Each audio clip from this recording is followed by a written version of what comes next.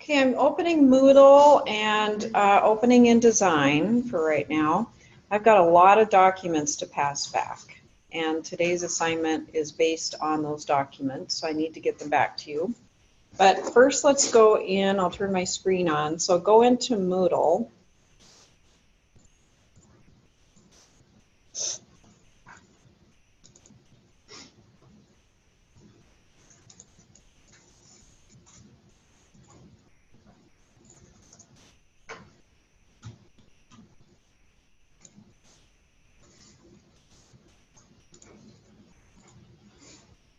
And my screen, I always turn on editing so everything displays along. It's just kind of how I'm used to it.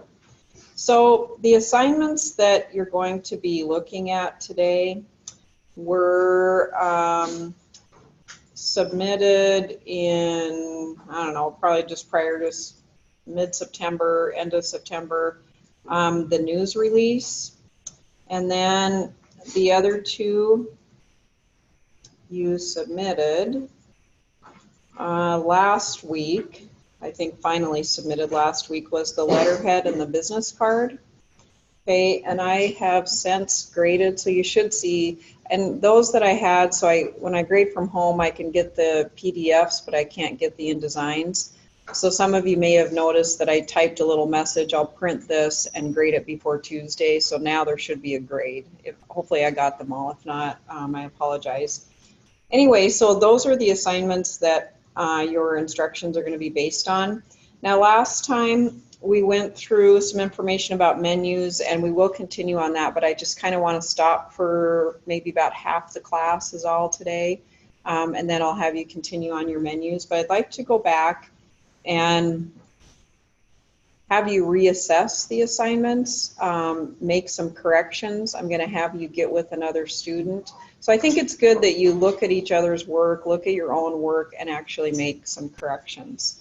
I have not submitted the tabs and indents, so though you submitted it, I have not graded those, so in case you're wondering about that, I did not include that within the Starfish communications that I sent, so that part is not in there. The menu obviously is not in there because that's not due either, but I think many of you insert or uploaded that chapter 4. Okay, so what we'll do is make corrections to my returned documents. I'll give those to you in just a minute. They're the press release, the business card, and your letterhead. I'd like you to get with another student. I forgot to add this discussion. I will do that and turn that on. But you'll compare and contrast your corrected assignments. I'd like you to work a little bit to correct those, make your updates. And you and another student are going to assess each other's work and your improvements. So you want to have your old copy, which I will give you, your new copy, printed or not, you've got it on the screen, so that works okay. And I'd like you to assess the documents in terms of improved design for contrast, repetition, alignment, and proximity. So we've spent quite a bit of time on those topics: contrast, repetition, alignment, and proximity. Take some notes, and you can make additional changes. So if after you and the other student get together and you're like, wow, I should have thought of that, I'm going to do that. So go ahead and do that. I want you to have the best document. Your grade's your grade, but I want you to have the best document that you can either take or save with you.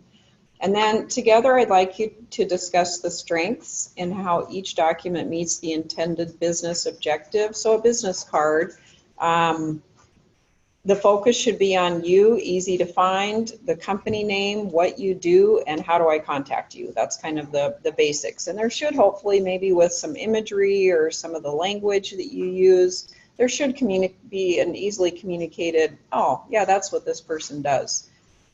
You know, not a secret. You may need to recall the 5 W's, especially in the press release: who, what, why, when, where. Essential information that is present in the document, it's easy to locate, and it's clear.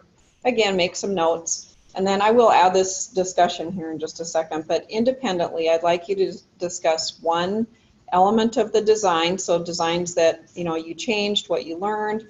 So what is it you learned today that's most important to you, and how did you make that change? So why is it most important? So I think there's going to be some maybe common themes that each of you have. Maybe it's as a team you come up with something that's really important, but hopefully a design element maybe will stick with you more than another, or you'll learn something new about one of the design elements. So that's your goal today. So then we'll continue to work on your menu. So I know there's going to be, you know, a shortened amount of time for the menu, but whatever time is left, we'll do that. Okay, so,